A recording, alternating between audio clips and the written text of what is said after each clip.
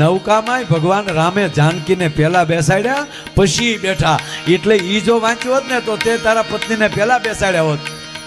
આ મેગેઝિન વાંચ્યું ને એમાં તું ગુગા એકલો ચડી ગયો.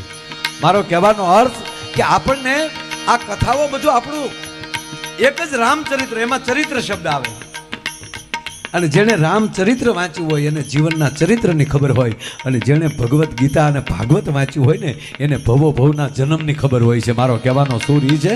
આવી કથા આજે ચંદુભાઈના સમરણ અર્થે હોય અને આખું અમરેલી જ્યારે ઉમટ્યું હોય ત્યારે મને કહેવાય ગયો કે જ્યારે આ મંડપ નથી, આ ડોમ નથી, ગોવર્ધન પર્વત છે, અને એની નીચે ભગવાન કૃષ્ણ જેમ ટચલી આંગળી રાખીને બેઠો હોય અને આપણે એ સમરણ અર્થે અહીંયા ભેગા થયા હોય, એટલે કેવું વાતાવરણ છે. અમારા બ્રહ્માનંદજી લખે છે,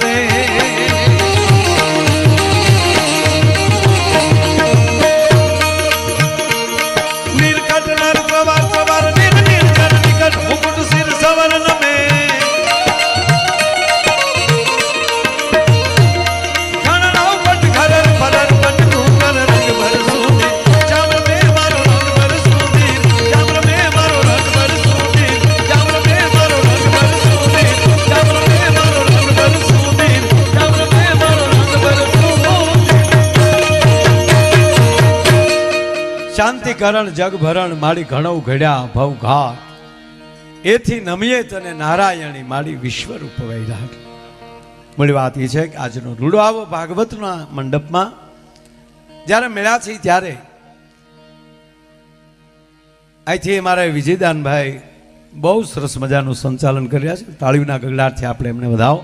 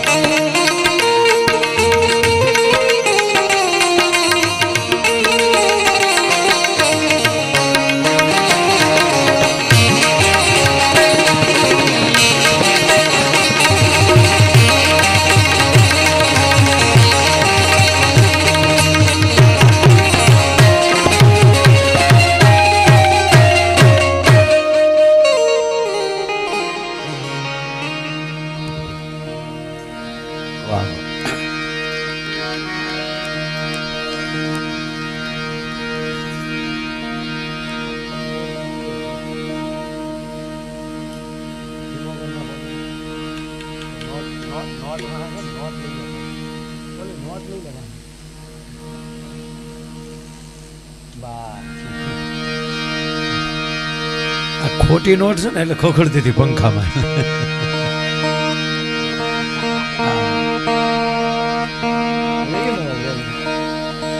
વાહ,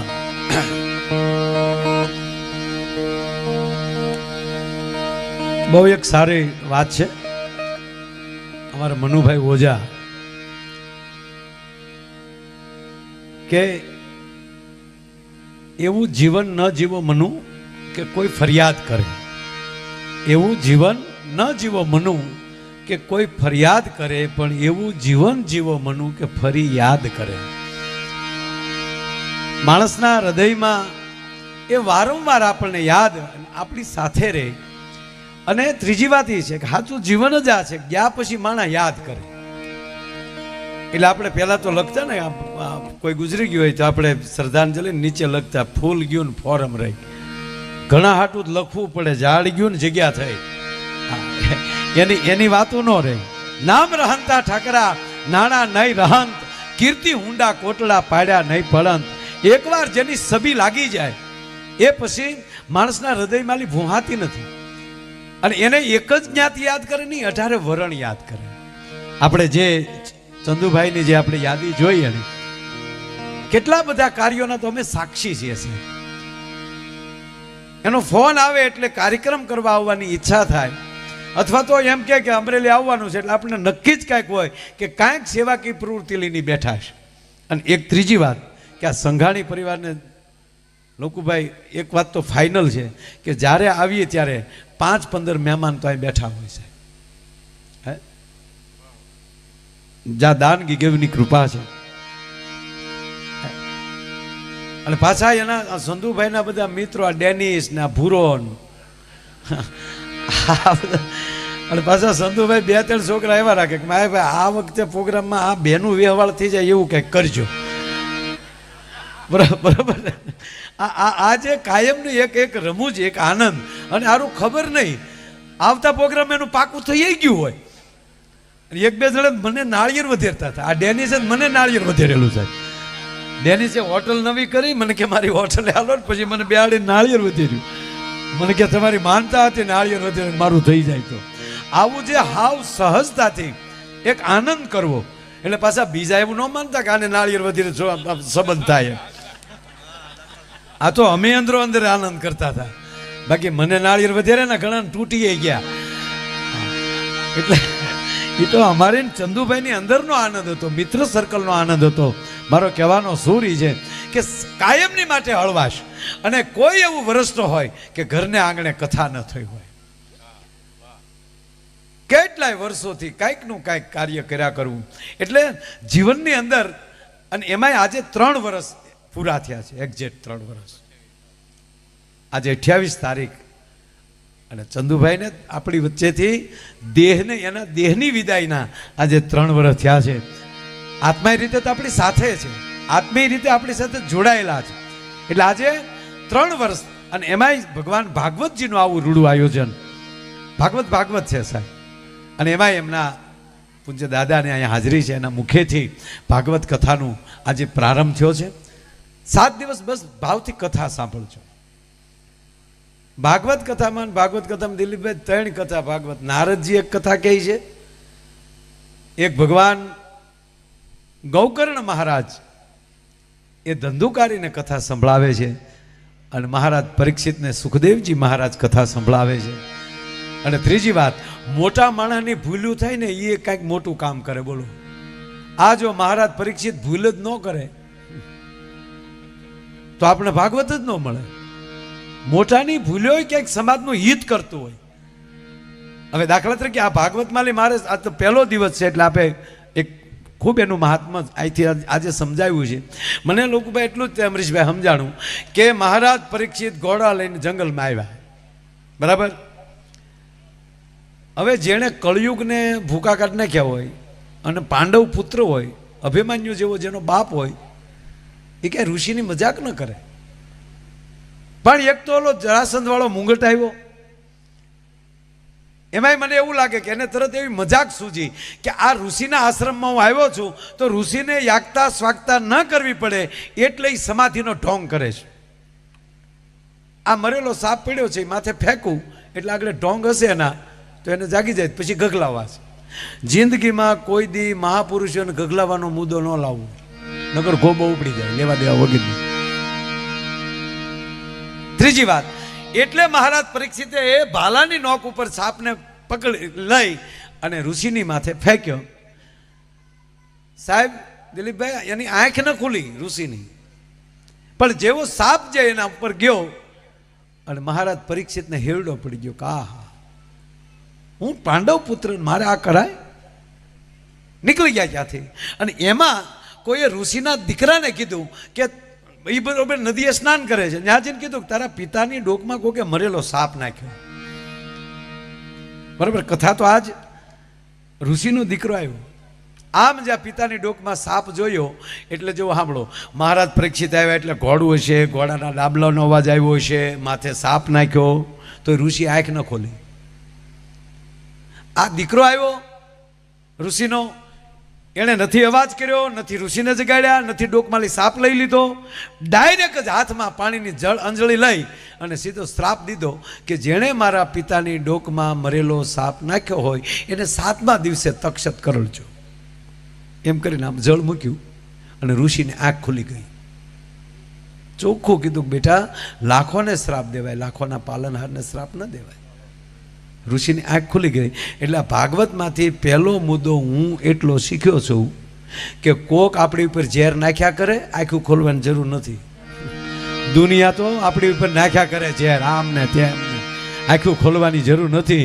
પણ પંડનો દીકરો ભૂલ કરે ત્યારે બાપની આંખ ખુલી જવી જોઈએ કે દીકરા આ તે શું કર્યું.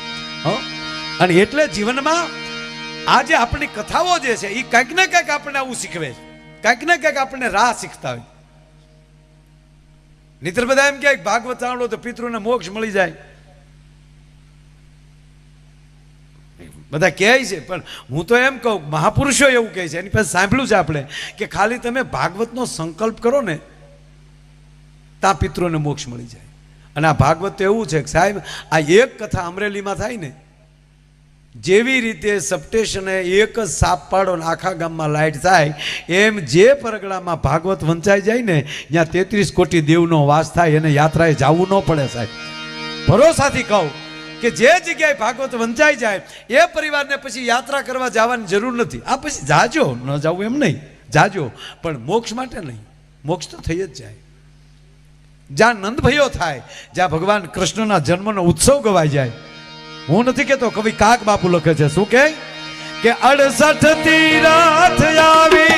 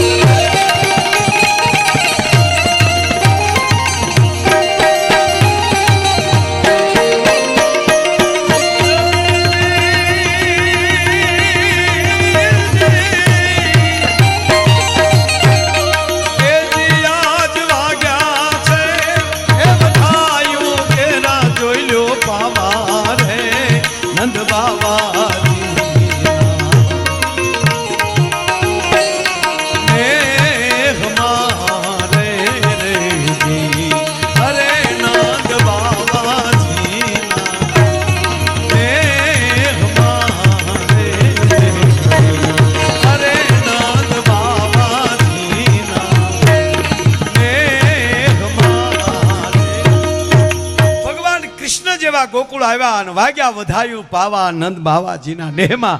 અને ભગત બાપુને લખવું પડ્યું કે ભગવાન કૃષ્ણ આવ્યા એટલે 68 તીર્થ આવી બેઠા પાણિયારે. અને ગંગાજીના ધબક્યા થોડા નીર યમુનાના કાળા કેસમાં આ ફૂલડે ભરી છે રૂડી અનવોલી ગોકુળ કેરી છે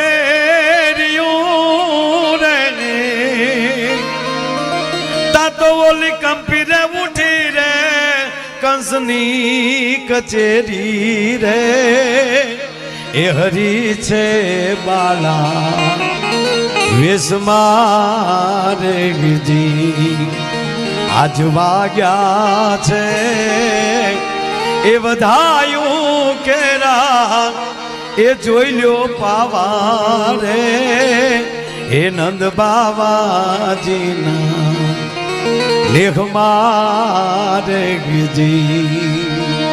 અને સાંભળી લ્યો, જેના આંગણે જે પરિવારમાં જેના નામના મને એટલી ખબર પડે કે ભાગવત હોય, રામચરિત્ર માનસ હોય, દેવી ભાગવત હોય, કોઈ પણ કથા હોય, એના બેનરમાં ભેગો ફોટો દિલીપભાઈ છપાઈ જાય ને ત્યારે માનવીના તમે કાંઈક એવું શાસ્ત્રોક્ત કામ કર્યું છે જેથી કરીને નહીતર આવા પોસ્ટરમાં આપણો ફોટો ન આવે.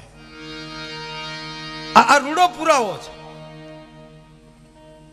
જેનું જે ભગવાન નારાયણનું સ્મરણ આખી દુનિયા કરે અને એ કથા હારે આપણા સ્મરણનો શબ્દ વપરાય, આ એનો પુરાવો છે. એટલે આજ વાગ્યા વધાયું કેરા પાવા નંદ બાવાજીના નેહડે અને 68 તીરથ આવી બેઠા પાણિયા રે. અને ત્રીજી વાત, ગઈકાલે જ આ જળ શક્તિનો કાર્યક્રમ હતો સાહેબ, કે આપણે પાણીને ખેંચવા માટે, પાણીને બહાર કાઢવા માટે અનેક ઉપાયો કરીએ પણ પાણીને અંદર ઉતારવાના આપણે ઉપયોગ નથી કરતા, પ્રયોગ નથી કરતા. આવો મેં શબ્દ વાપર્યો. અને દિલીપભાઈ મને કહેતા આનંદ થાય કે પહેલું વહેલું જળ સ્વચ્છતા અભિયાન કોઈએ કર્યું હોય ને તો કૃષ્ણ ભગવાન. પહેલું વહેલું જળ સ્વચ્છતા અભિયાન કોઈએ કર્યું હોય તો ભગવાન કૃષ્ણએ. કઈ રીતે કે આ યમુનાની અંદર કાળો નાગ હતો, આખી યમુનાને ઝેરી કરી નાખી હતી, ફેક્ટરીનું પાણી નાખી નાખી. આ કાળી નાગને નાખ્યો એટલે શું જળ એને બારો કાઢ લઈ ગયો એટલે યમુનાને સ્વચ્છ કરી, નહીતર ગાયુંથી પાણી નહોતું પીવાતું. જો એ ધરાનું પાણી ગાયું પી જાય તો ગાય મરી જતી હતી, એટલો ઝેરી કાળો નાગ હતો.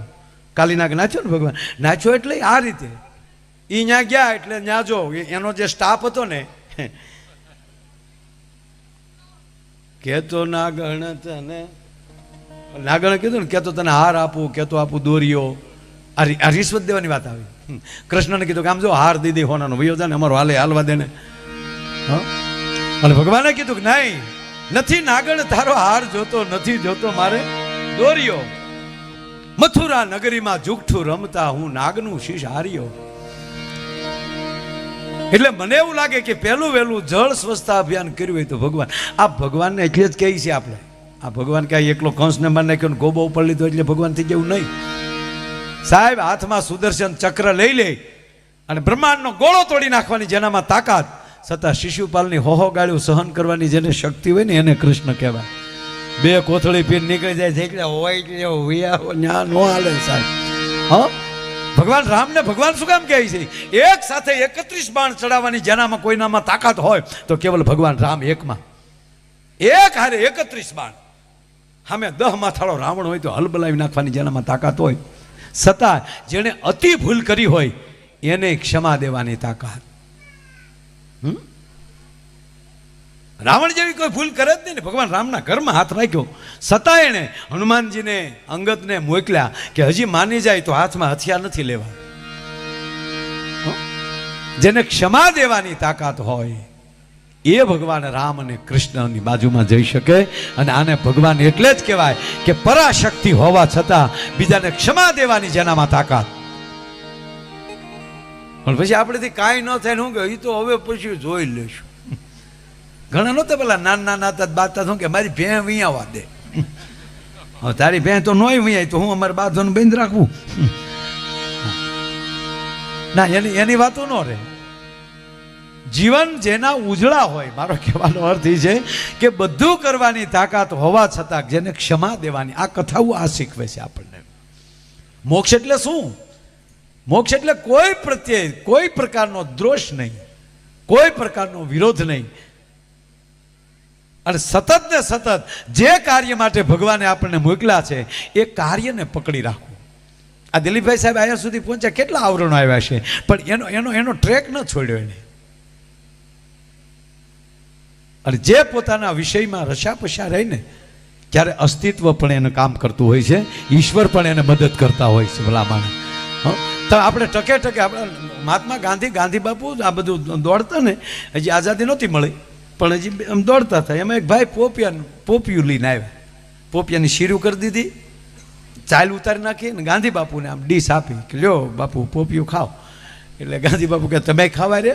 તાકે મારી ઈચ્છા નથી. તમારી ઈચ્છા નથી? ભલે ઘડીક પડ્યું એમ કરીને ગાંધી બાપુ એની કુટિયામાં કંઈક કામે ગયા. એ અંદરથી બહાર આવ્યા ને તો ઓલો બેઠો બેઠો શીરું ખાતો હતો. તો ગાંધી બાપુ કે તારી ઈચ્છા નહોતી નહીં? તાકે મારો વિચાર ફરી ગયો. બાપુ કે ગાંધી બાપુ કે આજ પછી મહેરબાની કરીને કોઈ દી અહીં ગળતો નહીં. તક કા? તક તમારા પોપિયા ખાવામાં વિચાર ફરી જાય તો એ આઝાદી દેવરાવે કોઈ દી મરી જાવ તોય ન કરે. તમારા પોપિયા ખાવામાં જો વિચાર ફરી જતા હોય, જેનો એક રંગાનું ઉજળા ભીતર નહીં દૂજી ભાત. મારો કહેવાનો અર્થ એ છે કે જે વિષય છે એ વિષય છોડે નહીં. ચંદુભાઈ બધું કાર્ય કરતા પણ એની અંદરના જે સેવાકી પ્રવૃત્તિ હતી એ એને કોઈ દી છોડી નહીં. અને એના છેલ્લા દિવસના આપણે સાક્ષી છીએ સાહેબ. અહીંયા પ્રોગ્રામ પૂરો થયો, અરે નાસ્તો કર્યા અને ગાડીમાં બેઠા. એ જ દિવસે આખો કાર્યક્રમ દીકરીઓના લગ્નનો પહેલું વહેલું જ્યારે એણે આખું દિલીપભાઈએ પણ જ્યારે કન્યાદાન દીધું પહેલી વાર દીકરીઓને દત્તક લીધી, અને ત્યારે આખી અમરેલી જે હણગાર્યું, ગામ નક્કી નહોતું કરી શકતું કે આ દિલીપભાઈના સગા દીકરી છે, દત્તક લીધેલા છે, એ દીકરીના લગ્ન છે. સાહેબ આ જે માહોલ જે આખો ઊભો કરો. ત્રીજી વાત કે ચંદુભાઈ જે બોલે એ પરિવારે પાડ્યું છે. ચંદુભાઈ જે નિર્ણય લઈ લે કે આ કરવું છે તે આખા પરિવારે પાડ્યું છે. એ કાર્ય આખા બધા, અને પાછું મિત્ર સર્કલ. આમ જો આ બધું ભેગું થાય ને તો જ મેળ આવે. એક હાથે તાળી નથી પડતી. પણ મારે કહેવું એ છે કે જ્યારે તમારો વિચાર જ એવો હોવો જોઈએ કે વિચાર દરેકના હૃદયમાં બેસી જાય. એમ ચંદુભાઈના જે વિચારો હતા ને એ દરેકના હૃદયમાં બેસી જતા કે આ કાર્ય કરવું જ જોઈએ. નકર સકલ્યું ક્યાં ને કહેવા આવી હતી કે અમારે હાટું માળા લાવો એમ. સકલ્યું કહેવા આવતી હતી ત્યાં. હે પણ એને જે મગજમાં બેસી જાય કે આપણે આ કરવું જ જોઈએ. કેટલા માળા અહીંયા રાખે, ઓલા પેટીઓ બનાવી, હું મારી ગાડી આખી ભરી દઈ કે કોકને દેતા જજો ને બધે આમ જો બધે પહોંચવું જોવે. આ જે અંદરનો જે વિચાર આવે એ મોટા મોટી વાત છે. બાકી તો એક જણો ઝાડવે સડી સડીને માળા બદલાવતો હતો, માળા ફેરવતો હતો. કાબીરનો માળો હતો અહીંયા કાગડાનો માળો મૂકે, કાગડાનો માળો હતો અહીંયા શકલાનો માળો મૂકે. કોકે કીધું ક્યાં હતા કે હું કથામાં ગયો હતો, ન્યાલી વ્યાસપીઠ ઉપરલી કીધું માળા ફેરવજો.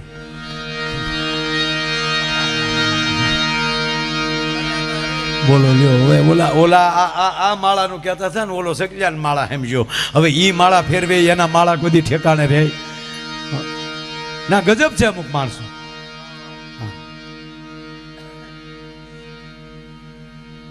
કોઈ પણ વસ્તુ જો તમે સાંભળો, આ કથા આપણે 7 દી સાંભળશું ને સાહેબ, એ 7 દીમાં 7 વાત તો એવી આવશે જ કે આપણા હૃદયમાં ઓટોમેટિક ફિટ થઈ જતી હોય. શું કામ? એ જ્યાં સુધી જીવનમાં ન લ્યો. અને ત્રીજી વાત, આ પૂંજ્ય દાદા બેઠા છે, તમે સાંભળજો. એ વ્યાસપીઠ બોલતા હોય ને, કેટલા સાંભળે ને દિલીપભાઈ, એ અમને ખબર પડી જાય, એટલું ખેંચાય અમારી પાસે. અને કોઈ ન સાંભળતો હોય ને તમને અમારી વાત અમને પાછી પડે. કારણ કે કોઈક લે તો થાય ને. આપણે એમ ન કહેતા કે અડધી રાત પછી માયક જામ્યું. અમુક માયક ન જામ્યું, અડધા વૈયા ગયા હોય. જેને નહોતું સાંભળવું આવે ને આ બેઠા ભેગું જામે એનું કારણ છે કે અહીંયા આવ્યા હોય 100% સાંભળે છે. વાત આ છે. નહીં તો અમારું 12 વાગ્યા પછી 2 વાગ્યા પછી જામે. શું કામ? ઓલું બધું વયું જાય. પછી માઇકને એમ થાય કે હા હવે બહુ આપણે શું કે માઇક તપ્યું નહીં, ઓડિયન્સ તપ્યું. સાંભળવા વાળા એવા બેઠા છે. અને હકીકત કહું, કેટલા સાંભળે એ અમારા માટે મહત્વ નથી, કોણ સાંભળે છે એ અમારા માટે મહત્વનું હોય છે. એટલે આજે ભગવાન ભાગવતજીનું આવું રૂડું આયોજન છે, ત્યારે મારે ભગવાન કૃષ્ણને આનંદ કરવો છે. કારણ મનની પ્રશંસા, દિલની દાતારી, ગુમડાની રૂજ, ટાઢિયા તાવની ટાઈટ અને ગુમડાની રૂજ, આ બધા હેરડા અંદરથી ફૂટે. બાકી ઘણાને ગલગલિયા કરો તો હોઈ જાય, દાંત ન કાઢે. બોલો મારા એક જણો વાળ કપાવા ગયો. વાળ કપાવી ને પછી ઘડીક માથું થાબડ્યું ને તો હુઈ ગયો. બોલો, ખરેખર પૈસા નહોતા ખીચામાં. ત્યાં ગયા પછી ખબર પડી કે દાઢીના એટલા છે, વાળના એટલા છે, ખિસ્સામાં 5 રૂપિયા. હવે આને મરદાનગી જોઈને શું કર્યું ખબર, કે એ જે કાંઈ કરે એ તો વાણંદ નથી કરવાનું છે ને, એ ક્યાં માલ પાછો લઈ લેવાનો છે, ખોટમાંથી જવાનો. બેઠો એટલે દાઢી જ મૂળતી દાઢી જ કરાવી હતી. એ દાઢી કરાવવા બેઠો એટલે આમ ભાવ જોયો તો 40 રૂપિયા લખેલા એ સમય, 40 રૂપિયા દાઢીના, ખિસ્સામાં 5. પણ મનમાં નક્કી કરી લીધું ભાગું તો મારી ભોયમકાલા છે. પાછું ઓલાએ પૂછ્યું કે આ સ્પેશિયલ કરું કે સાદી? તા કે સાદીમાં સ્પેશિયલમાં શું તા કે એ સ્પેશિયલના 65, સાદીના 40. ઓલો કે તો પછી સ્પેશિયલ જ જીકને, કારણ કે હાદીમાં જે થાય એ સ્પેશિયલમાં થવાનું છે. ખિસ્સામાં તો 5 જ રૂપિયા હતા. ઓલે ફર્સ્ટ ક્લાસ સ્પેશિયલ દાઢી કરી નાખી, આમ સરસ 2-3 ઓલાથી મોઢું ધોયું, અને પાછું હાવ બોણીનો ઘરાક, પહેલો જ ઘરાક. અને આને થયો, કારીગર નહીં થયું કે આવ્યો ઘરાક લ્યો રેડી, સ્પેશિયલનો ઘરાક આવ્યો. એ દાઢી કરીને પાછું પૂછ્યું કે સેજ વાળ સેટ કરી નાખું? બોલો કે જીક. એના કેટલા થાય? તા કે એના 40. તા કે જે દાઢીનું થાય, વાળનું થાય, જીક. વાળ કાપી દીધા પછી કીધું આમ હીટ મારી દઉં? તા કેમ? તા જેમ રાખવા એમ રે. તા કે જીક. એના કેટલા? તા કે એના 20. એ 20માં એ કરાવ્યું. પછી કીધું કે આમ તેલ નાખીને માથું થાબડી દો. તાકે એના કેટલા? એ હું કામ એના કેટલા પૂછતો એ મને નથી હજી સમજાતું. એને ક્યાં દેવા થાત પૂછવાનું રહ્યું. ઓલો કે એના 15, લેખો 40 પગ્યો. માથામાં થાબડ્યું તો હુઈ ગયો. બોલો, એટલું લેણું માથે તોય હુઈ ગયો વગર હપ્તે. બોલો, ઠોહો માર્યો, બધું પૂરું કર્યું. જાગો, ઉઠો ભાઈ, પૂરું. ઓહો, ખુરશી ઉપર બેઠા ક્યાં સુધી આબરૂ છે? આગળ એલી ઊભા છા ભેગા આબરૂ કેળે ચડવાની છે. પણ હવનો ભગવાન હોય ને, બજારમાં નજર ફેરવીને, ડેનિસ જેવો એક છોકરો રખડતો હતો નાનો, અવડા વાળ થઈ ગયેલા, નાકમાલી સફરજન ગોળે લેમ્પ થતા હતા. આ તમને લાગે ડેનિસ પેલા આવું જ હતો? હા,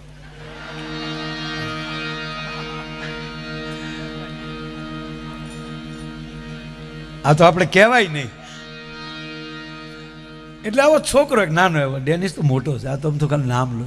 એવો છોકરો આમ મોટા મોટા વાળ થઈ ગયેલા, ને અહીંયા નાક ઉપર આમ કાળી ટીલરી પડી ગયેલી હો.